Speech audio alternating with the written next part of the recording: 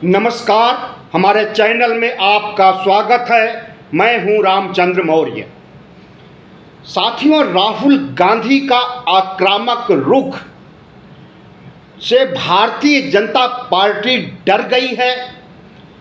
राहुल गांधी की सियासत की शैली और उनके नए अंदाज और तेवर से भारतीय जनता पार्टी हिल गई है।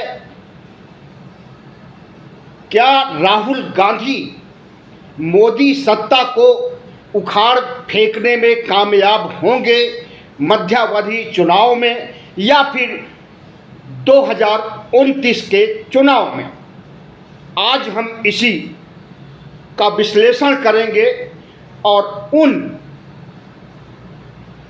संभावनाओं की तलाश करेंगे कि क्या राहुल गांधी नरेंद्र मोदी को चुनौती दे सकते हैं, नरेंद्र मोदी को उनके गढ़ में धराशायी कर सकते हैं, और अगर करेंगे तो कैसे?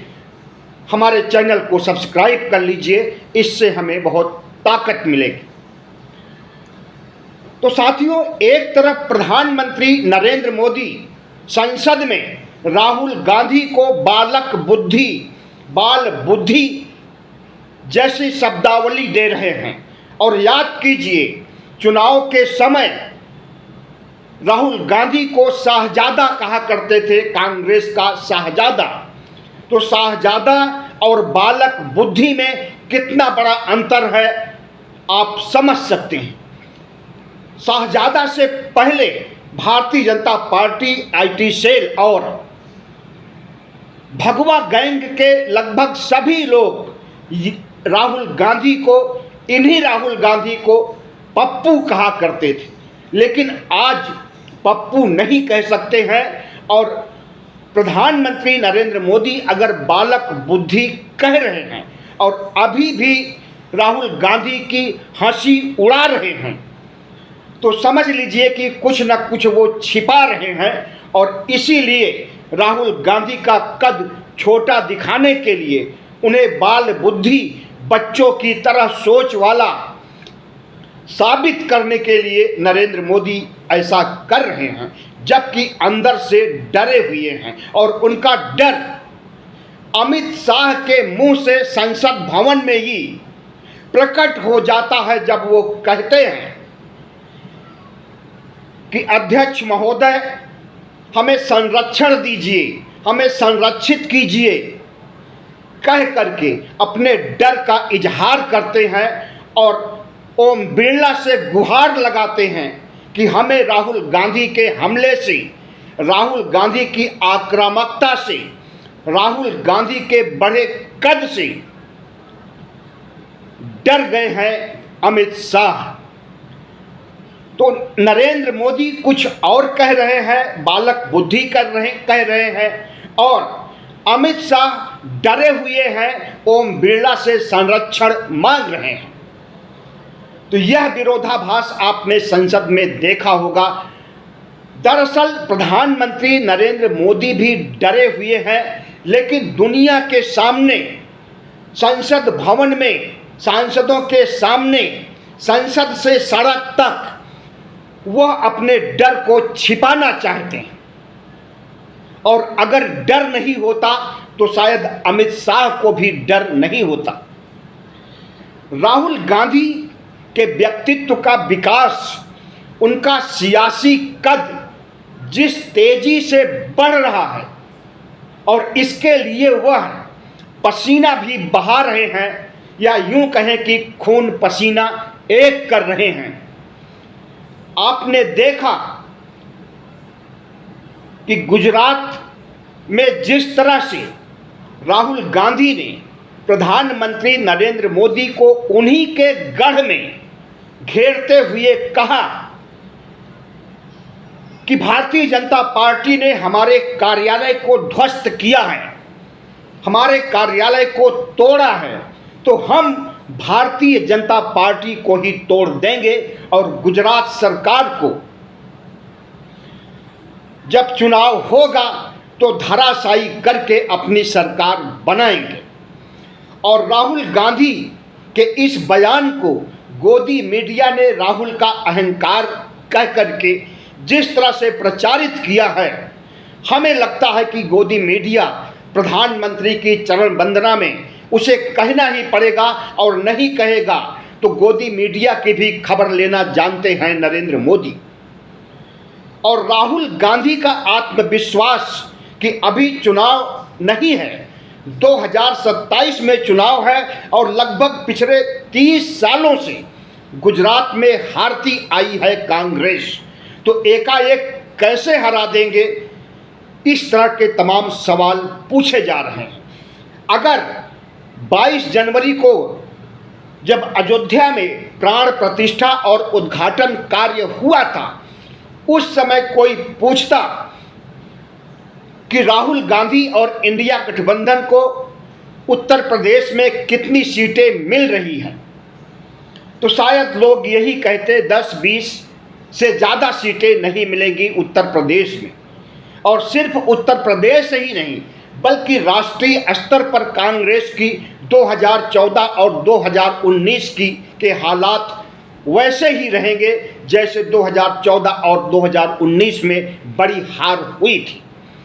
लेकिन राहुल गांधी, अखिलेश यादव और इंडिया गठबंधन के प्रयासों ने लगभग 1.5 महीने में ही भारत के राजनीति के चुनाव प्रचार के तौर तरीकों से प्रधानमंत्री नरेंद्र मोदी के लिए चुनौती खड़ी कर दिया, और प्रधानमंत्री को एक के बाद दूसरे, दूसरे के बाद तीसरे मुद्दे बदलने पड़े। उसके बावजूद उनकी हार हुई।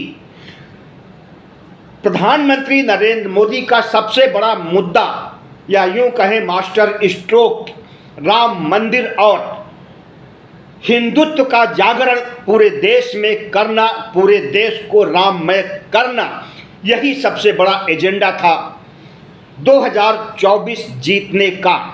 लेकिन इस एजेंडे को जिस तरह से राहुल गांधी और अखिलेश की जोड़ी, 2 लड़कों की जोड़ी ने ध्वस्त किया और अयोध्या में भी भारतीय जनता पार्टी की बुरी हार कर दिया, और सिर्फ अयोध्या ही नहीं पूरे उत्तर प्रदेश में अगर अखिलेश यादव को, सिर्फ अखिलेश समाजवादी पार्टी को 37 सीटें मिलती हैं, और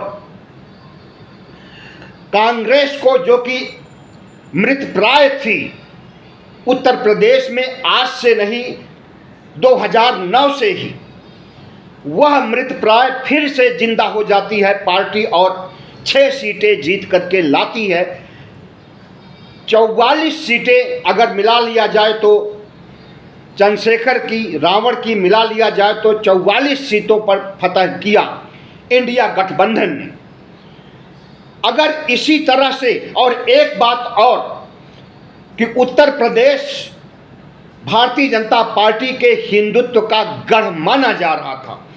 अयोध्या की वजह से, योगी आदित्यनाथ के हिंदुत्व का ब्रांड होने की वजह से, और प्रधानमंत्री जिस तरह से उत्तर प्रदेश में धर्म का मुद्दा लेकर के, कभी गंगा मैया ने बुलाया है कह करके, अब बोले कि गंगा की गोदी ले लिया है, हमें गोद में ले लिया है, एडॉप्ट कर लिया है गंगा ने इन्हें, इस तरह की बातें कह करके और धार्मिक कार्यक्रमों को आयोजित करके, वो चाहे काशी में कॉरिडोर का मामला हो, और वह चाहे अयोध्या के बाद मथुरा और काशी के ऊपर अटैक करके वहाँ के मस्जिदों को गिराने का मामला हो।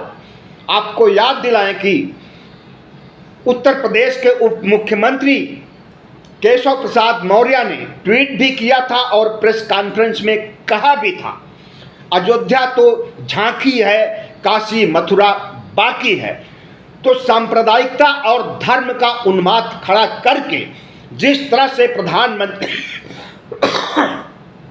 प्रधानमंत्री नरेंद्र मोदी उत्तर प्रदेश, उत्तराखंड, छत्तीसगढ़, मध्य प्रदेश और गुजरात को फतह करते रहे हैं, लगभग 100% सीटें जीतते रहे हैं। और उसी गुजरात में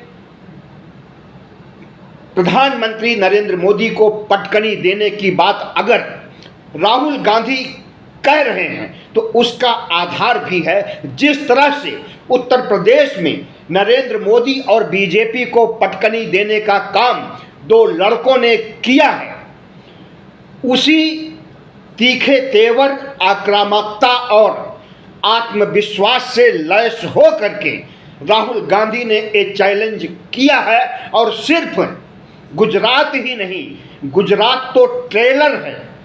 भारतीय जनता पार्टी के जितने भी गढ़ हैं, चाहे वो उत्तराखंड हो, चाहे वो छत्तीसगढ़ हो, चाहे वो मध्य प्रदेश हो, हर गढ़ को भेदने के लिए इंडिया गठबंधन मुस्तैदी से काम कर रहा है और ऐसी ऐसी योजनाएं बना रहा है, ऐसे ऐसे मुद्दे तलाश कर रहा है और सियासत को पलट देने के लिए जो संजीवनी होती है वह संजीवनी उसने उत्तर प्रदेश से हासिल कर ली है।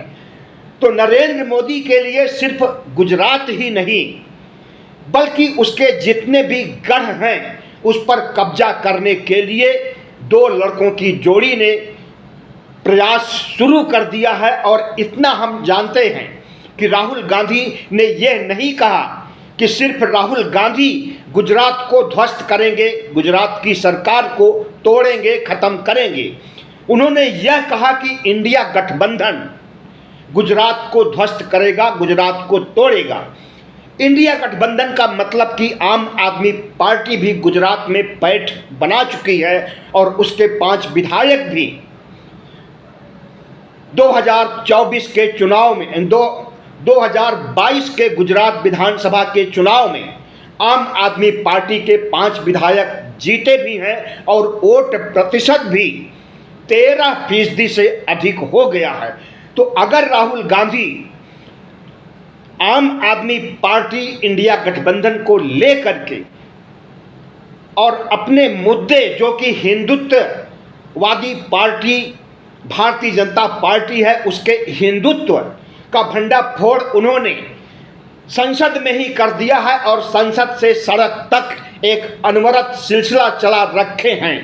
प्रधानमंत्री नरेंद्र मोदी की सांप्रदायिक नीति और हिंदुत्व और डर और भय के आधार पर विपक्ष को खत्म करने और चुनाव को जीतने, ऑपरेशन लोटस चलाने, इन सब मुद्दों को लेकर के राहुल गांधी अगर गुजरात के लिए चुनौती दे दिए हैं, मास्टर स्ट्रोक खेलने का ऐलान कर दिए हैं, तो ये समझिए कि ये ट्रेलर है और इसका जो असली फिल्म है वो उत्तराखंड में भी देखने को मिलेगी, मध्य प्रदेश में भी, छत्तीसगढ़ में भी और राजस्थान में तो फिल्म देखी भी जा चुकी है। लगभग आधी सीटें लोकसभा की कांग्रेस जीत चुकी है। तो प्रधानमंत्री नरेंद्र मोदी का अहंकार और तानाशाही रवैया जिस तरह से इस देश में चलता रहा है, इसका भंडाफोड़ अगर राहुल गांधी कर देंगे, इंडिया गठबंधन कर देंगे, तो तश्तरी में सजा करके इस देश की जनता सत्ता उन्हें सौंपने के लिए इंतजार कर रही है। प्रधानमंत्री नरेंद्र मोदी का विकल्प अगर कोई आज की तिथि में है तो वह सिर्फ राहुल गांधी है, कांग्रेस पार्टी है और इंडिया गठबंधन है।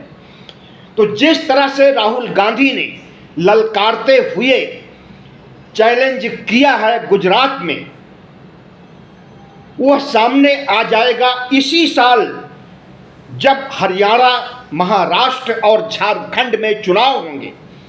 तो प्रधानमंत्री नरेंद्र मोदी को अपनी औकात का पता चल जाएगा और जिस तरह से उन्होंने हरियाणा में जाटों के खिलाफ, किसानों के खिलाफ जो नीतियां अपनाई है, एमएसपी तक देने के लिए राजी नहीं हुए और किसान लगभग 2 साल से आंदोलित हैं और थोड़े समय पहले भी हरियाणा, पंजाब और राजस्थान के बॉर्डर पर आंदोलन हुआ था और सिंघू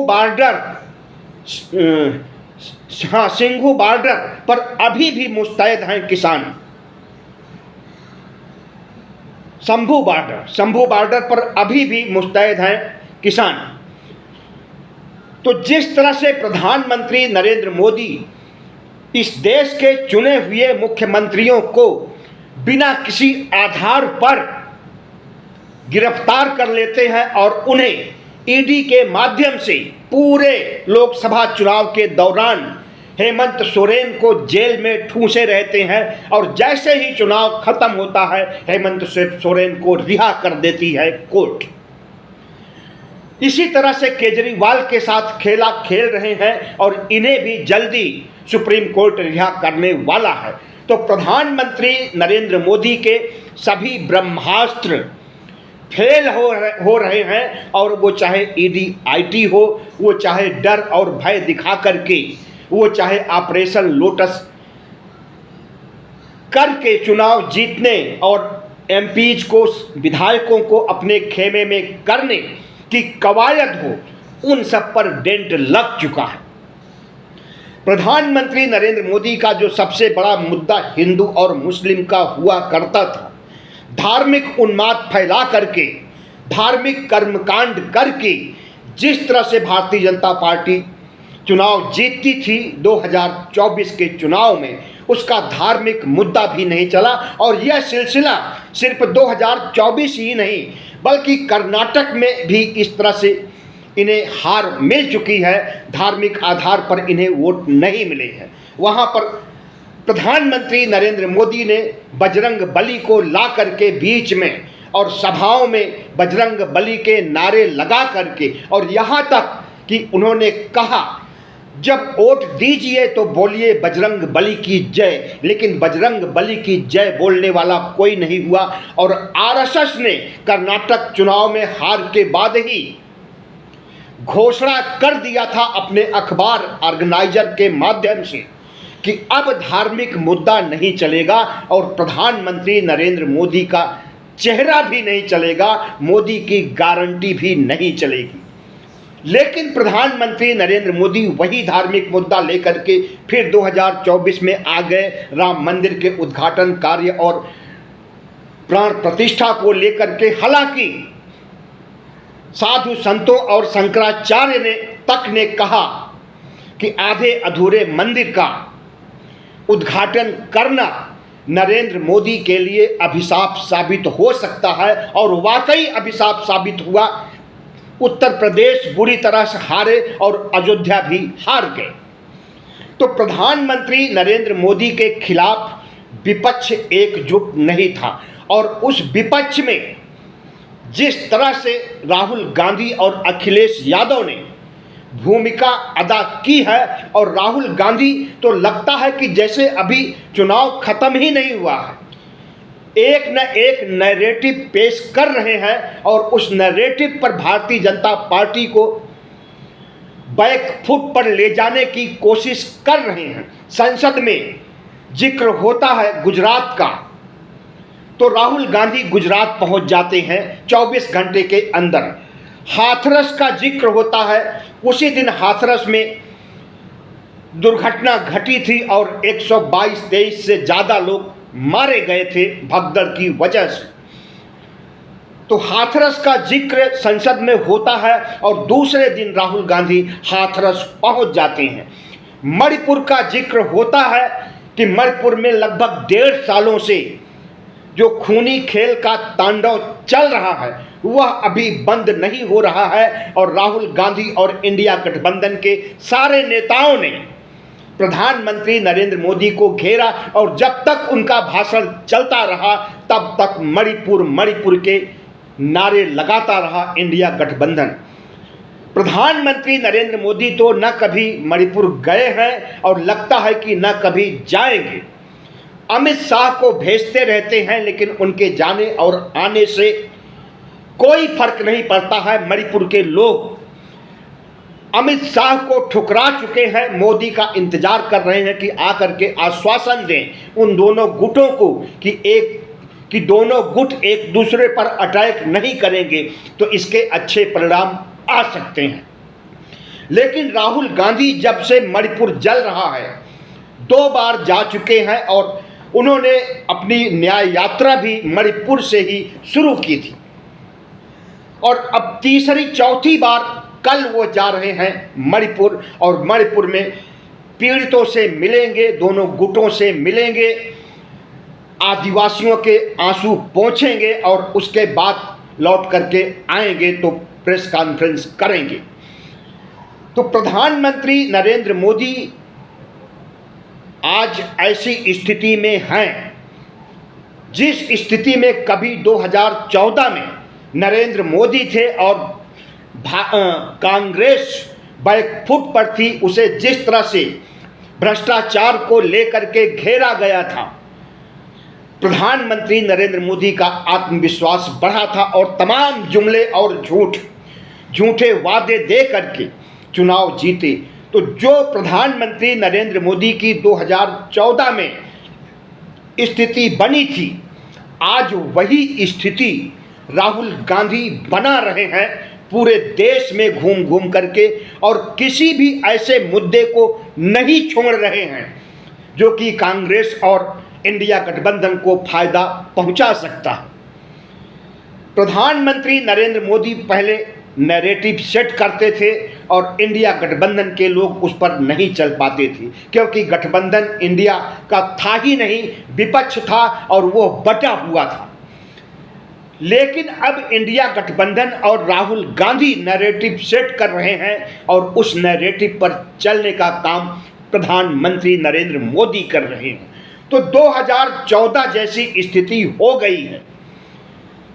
राहुल का आत्मविश्वास, उनकी आक्रामकता बढ़ी हुई है और नरेंद्र मोदी बैकफुट पर दिखाई दे रहे हैं और उस आत्मविश्वास आक्रामकता को स्वीकार नहीं कर रहे हैं जनता की नज़रों में, जबकि अमित शाह ने स्वीकार कर लिया और उन्हें इतना डर लगा कि उन्होंने ओम बिरला लोकसभा अध्यक्ष से संरक्षण मांगा और कहा कि हमें बचा लीजिए, हमें राहुल गांधी हमारे लिए बहुत बड़े दुश्मन हो गए हैं और हमें संरक्षित कीजिए। ओम बिरला से गुहार लगाया, लेकिन क्या ओम बिरला इन्हें संरक्षण दे सकते हैं? अगर प्रजातांत्रिक ढंग से राहुल गांधी मोदी के खिलाफ पूरे देश में वातावरण बना रहे हैं, संविधान के अनुसार अगर राहुल गांधी अपनी लोकप्रियता बढ़ा रहे हैं, इंडिया गठबंधन का ध्वज आगे बढ़ा रहे हैं, तो इसमें ओम बिरला क्या कर सकते हैं? क्या ओम बिरला इंडिया गठबंधन के सदस्यों को बर्खास्त कर देंगे, टर्मिनेट कर देंगे, जैसा कि कर चुके हैं? 2019 की लोकसभा में एक साथ 146 सांसदों को बर्खास्त किया था। लेकिन आज वैसी स्थिति नहीं है। आज तस्वीर पलट गई है और इस तस्वीर को पलटने में राहुल गांधी का बहुत बड़ा योगदान है। जब से राहुल गांधी कन्याकुमारी से कश्मीर तक की पदयात्रा पर निकले हैं, पदयात्रा को संपन्न किए हैं, न्याय यात्रा को संपन्न किए हैं, तो राहुल गांधी का नया अवतार हुआ है और यह नया अवतार मोदी के विष्णु के अवतार पर भारी पड़ने जा रहा है। आजकल नरेंद्र मोदी अपने को इंसान नहीं मानते हैं, बायोलॉजिकल नहीं मानते हैं, अपनी माँ से पैदा हुआ नहीं मानते हैं। उनका कहना है कि हमें तो ईश्वर ने भेजा है देवदूत बना करके कि जाइए और शासन कीजिए। इतना बड़ा अहंकार, और उनके इस बयान से न केवल विपक्ष खफा हुआ है, बल्कि इनका बाप जो आरएसएस मोहन भागवत बैठे हुए हैं और तमाम हिंदू संगठन के लोग, तमाम संत महात्मा और शंकराचार्य तक नरेंद्र मोदी से खफा हैं, इनके विष्णु के अवतारी रूप को देख करके और देवदूत के रूप में प्रकट होने की इनकी वाणी को सुन करके प्रधानमंत्री नरेंद्र मोदी से आज कोई भी खुश नहीं है। सनातनी हिंदू तक नहीं खुश हैं। आपको मालूम होना चाहिए कि अयोध्या में सनातनी हिंदुओं ने भी समाजवादी पार्टी के अवधेश पासी को वोट दिया था।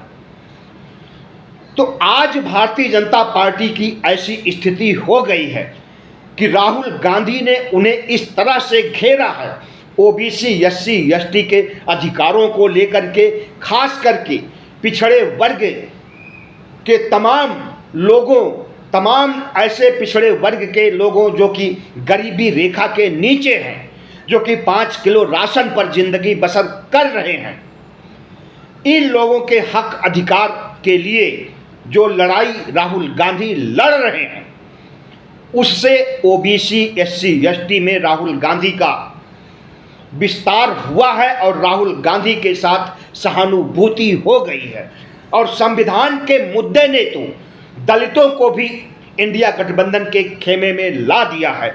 नरेंद्र मोदी की पार्टी का इतना बड़ा गुरूर पहली बार देखने में आया कि चुनाव के वक्त एक दो नहीं कई सांसदों ने कहा कि हमें 400 पार सीटें दीजिए, हम संविधान को बदल देंगे, और उसी बयान से को इंडिया गठबंधन ने पकड़ लिया। और जिस तरह से पूरे देश में इसकी प्रतिक्रिया हुई, 14 अप्रैल को अंबेडकर जयंती पर तो हर दलित ने चीख चीख करके अपने भाषणों में बाबा साहब अंबेडकर की जयंती मनाते हुए प्रतिज्ञा किया था कि हम भारतीय जनता पार्टी को वोट नहीं देंगे, अंबेडकर के संविधान को बचाने के लिए हम इंडिया गठबंधन को वोट देंगे।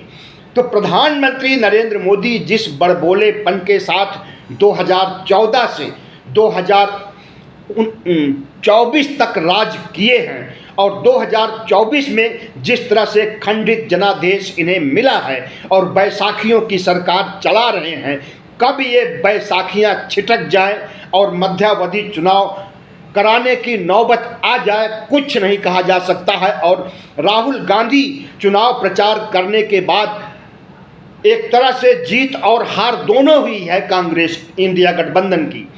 जीत और हार को स्वीकार करने के बाद आज भी चुनावी मूड में है और उन्हें लग रहा है कि मध्यावधि चुनाव 1 या 2 वर्षों में होने वाला है, तो उनकी तैयारियों में कोई कमी नहीं है। और दुगनी ताकत के साथ जिस तरह से राहुल गांधी नरेंद्र मोदी को घेर रहे हैं कि नरेंद्र मोदी उन्हें बाल बुद्धि कह करके हंसी उड़ा रहे हैं, ठहाके उड़ा रहे हैं, लेकिन अमित शाह अपने दर्द को बचा नहीं पाए और वह गुहार लगा रहे हैं ओम बिरला से कि हमें बचा लीजिए। राहुल गांधी के दरवाजे पर कारपोरेट पहुंचता है, उसके 1 घंटे पहले ही राहुल निकल जाते हैं घर से और गरीबों के बीच, मजदूरों के बीच, राजमिस्त्रियों के बीच जा करके राजमिस्त्री जैसा काम करने लगते हैं, मजदूरों की तरह फावड़ा चलाने लगते हैं। लेकिन नरेंद्र मोदी के चुने हुए कारपोरेट अंबानी से नहीं मिलते हैं। प्रधानमंत्री नरेंद्र मोदी ने चुनाव के वक्त कहा था कि टेम्पो में बोरे भर भर करके बंबई से आ रहे हैं इंडिया कांग्रेस के पास, तो उस समय लगा था कि प्रधानमंत्री नरेंद्र मोदी न सिर्फ कांग्रेस को एक नया मुद्दा थमा रहे हैं, बल्कि अपने मित्रों को भी नाराज कर रहे हैं, कारपोरेट अडानी अंबानी का भी अपमान कर रहे हैं। और उसी समय राहुल गांधी ने कहा था कि आप जांच करा लीजिए, सारी एजेंसियां आपके पास है। आप ऐसा इसलिए बोल रहे हैं कि उसी टेम्पो में, उसी बोरे में भर भर के पैसे भारतीय जनता पार्टी के कार्यालय में आया करते थे, आ रहे हैं। आज की जो स्थिति है सियासत की पूरे देश में, उसमें राहुल गांधी प्रधानमंत्री को पछाड़ चुके हैं। तमाम से ऐसे आंकड़े यूट्यूब के, टीवी के, और दूर मत जाइए, संसद में हुई कार्यवाही, भाषणबाजी जिस तरह से राहुल गांधी ने दिया है और जिस तरह से उनके व्यूअर हैं, उसे देखते हुए भी नरेंद्र मोदी बैकफुट पर आ गए हैं। राहुल गांधी को देखने वाले 1.1 मिलियन लोग संसद टीवी पर हैं व्यूअर के रूप में, और प्रधानमंत्री को 1.5 घंटे तक भाषण देने पर सिर्फ और सिर्फ 60,000 लोग देखते हैं। CSDS ने भी साबित कर दिया है कि राहुल गांधी को उत्तर प्रदेश के लोग 36% लोग चाहते हैं कि राहुल गांधी प्रधानमंत्री बने और नरेंद्र मोदी को सिर्फ 32% लोग चाहते हैं कि प्रधानमंत्री बने। इसी से अनुमान लगाया जा सकता है कि आज राहुल गांधी नरेंद्र मोदी पर भारी पड़ गए हैं और आने वाले दिनों में आने वाले चुनाव का इंतजार है और वह चुनाव कांग्रेस इंडिया गठबंधन जीतेगा और राहुल गांधी प्रधानमंत्री बनेंगे। नरेंद्र मोदी विपक्ष में बैठेंगे या फिर झोला उठा करके चल देंगे गुजरात की ओर। बहुत बहुत धन्यवाद। हमारे चैनल को सब्सक्राइब कीजिएगा, लाइक कीजिएगा और शेयर कीजिए।